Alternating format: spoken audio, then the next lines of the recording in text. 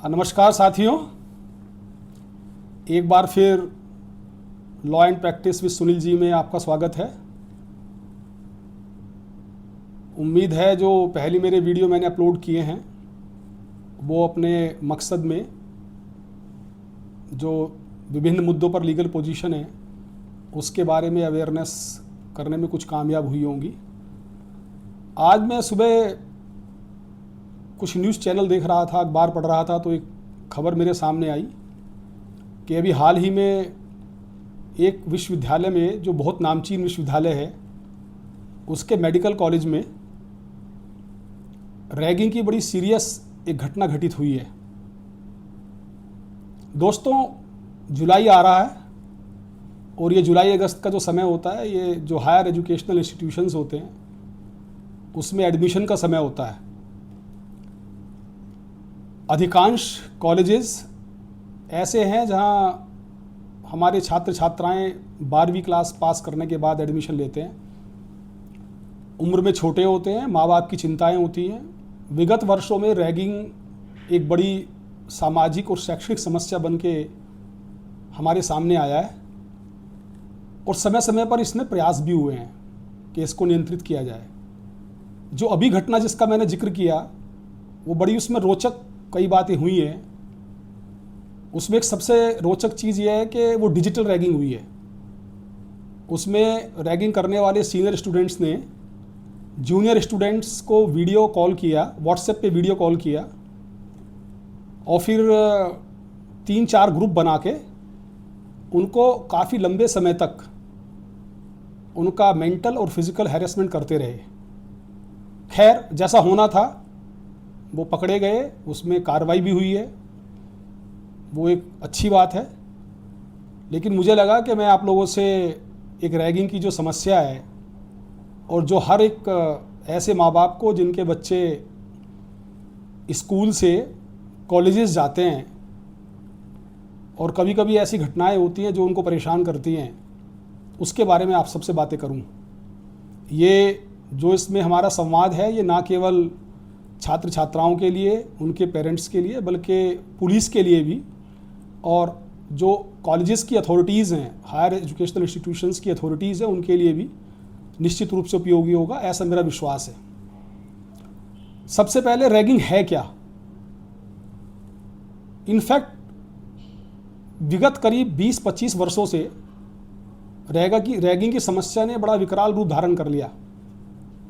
इसमें एक बड़ा लीडिंग केस हुआ, विश्व जागृति मिशन केस, जिसमें माननीय सर्वोच्च न्यायालय ने कुछ गाइडलाइंस भी दी थी और उन गाइडलाइंस में इसको डिफाइन किया गया कि रैगिंग का आशय क्या होगा।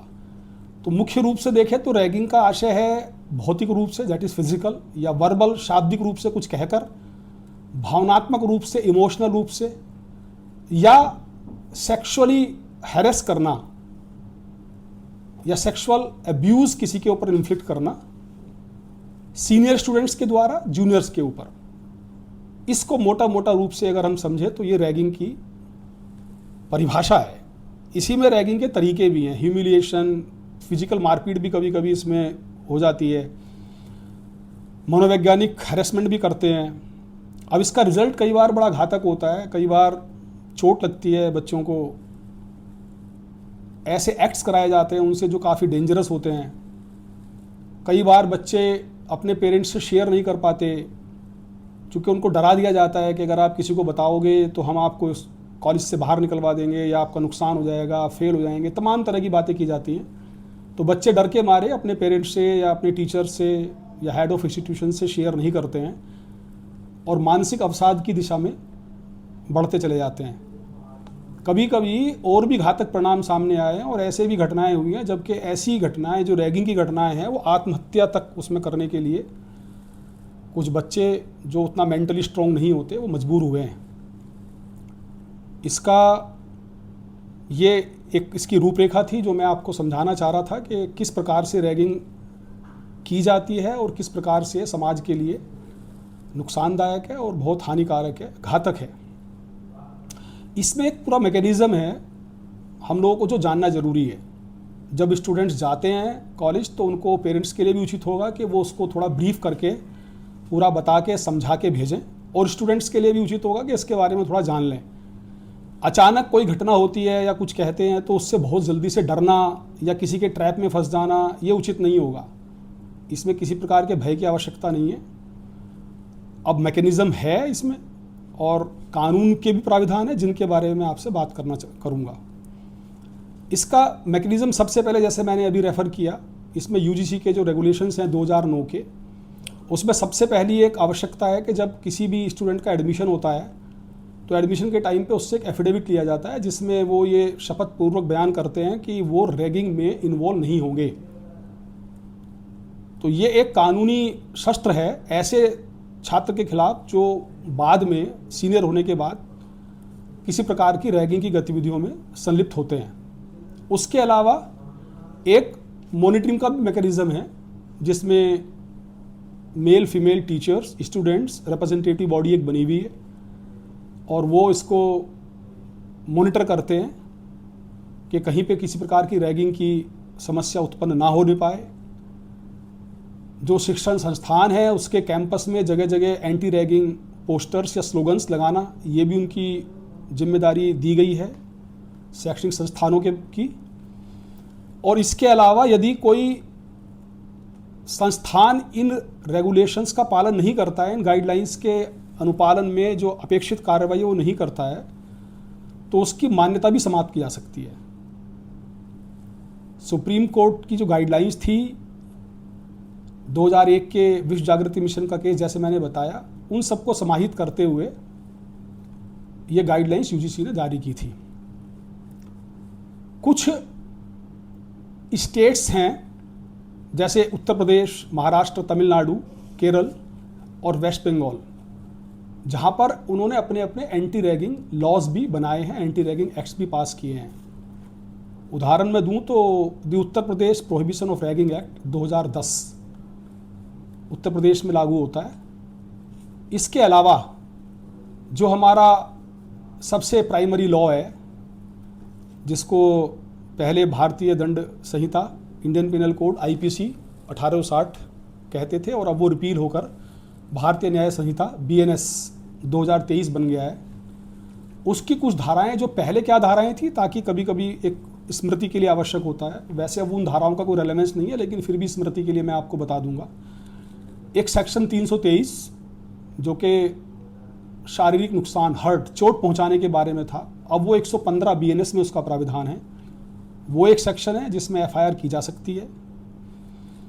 सेक्शन 506 आईपीसी होता था जो अब 351 बीएनएस है, जिसमें किसी भी आपराधिक प्रवृत्ति की धमकी देना, क्रिमिनल इंटिमिडेशन। फिर सेक्शन 341 रोंगफुल रिस्ट्रेंट जो 126 बीएनएस में डिफाइन किया गया है। और सेक्शन 354 असॉल्ट ऑन विमेन, अगर ये फीमेल किसी गर्ल स्टूडेंट के साथ ऐसी घटना होती है, जो कि अब 74 बीएनएस में डिफाइंड है। तो ये सारे सेक्शंस हैं, प्लस स्पेशल एक्ट जैसे कि Uttar Pradesh anti ragging act मैंने बताया, उसकी समुचित धाराओं में एफआईआर भी दर्ज की जा सकती है। इसके अलावा भी जो, जैसे मैंने पहले बताया कि इसमें एजुकेशनल इंस्टीट्यूशंस का बहुत इंपॉर्टेंट रोल है। सामान्यतया पहले आप अपने, जो मैंने मॉनिटरिंग कमेटी का जिक्र किया, उसको आप शिकायत करेंगे और एजुकेशनल इंस्टीट्यूशन के जो हेड हैं उनके संज्ञान में चीज लाई जाएगी। अगर उनके द्वारा अप्रोप्रिएट कार्रवाई नहीं की जाती है, एक्शन नहीं लिया जाता है, तो उसके बाद फिर आप क्रिमिनल एक्शन को भी रिजोर्ट कर सकते हैं। इसके अलावा इसमें एक भारत सरकार की वेबसाइट भी है जिसका antiraging.in पे आप लॉगिन करके वहाँ बता सकते हैं अपनी समस्या के बारे में। और एक नेशनल 24/7 एंटी रैगिंग हेल्पलाइन भी है जो कि टोल फ्री है। उसका नंबर 1800-180-5522 है। इसको आप नोट करें और इस पे जाके अपनी समस्या आप बता सकते हैं। तो ये सारे के सारे प्राविधान भारत सरकार ने और विभिन्न राज्य सरकारों ने किए हैं।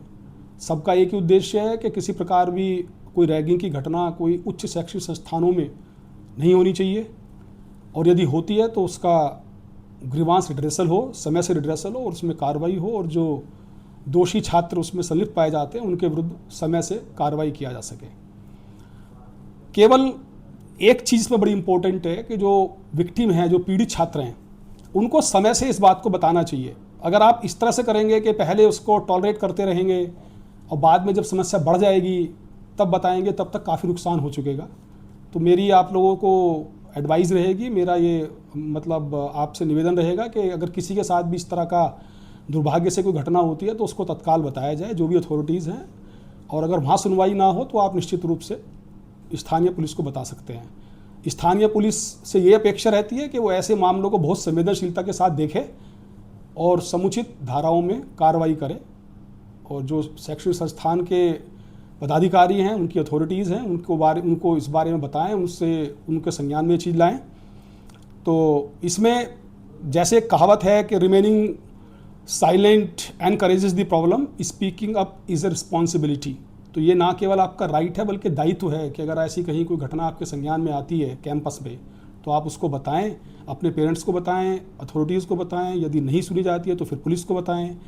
It is not a fun, ragging is not a fun, ragging is a crime with serious consequences. And at the end of my dialogue with you, I would say no to ragging, stand up for yourself and others। मैं अपनी आज के इस संवाद में अपनी वाणी को ही विराम देता हूँ। एक बार पुनः आपसे निवेदन कि जिन्होंने अभी तक इस चैनल को सब्सक्राइब नहीं किया है वो कृपया law and practice with Sunil ji channel को सब्सक्राइब करें, और आने वाले समय में हम और ऐसे ही जो लीगल अवेयरनेस के टॉपिक्स होंगे, जो करंट टॉपिक्स होंगे, जिनको आमजन से जो मुताल्लिक होंगे, उस पर हम बातें करते रहेंगे। बहुत बहुत धन्यवाद। जय हिंद।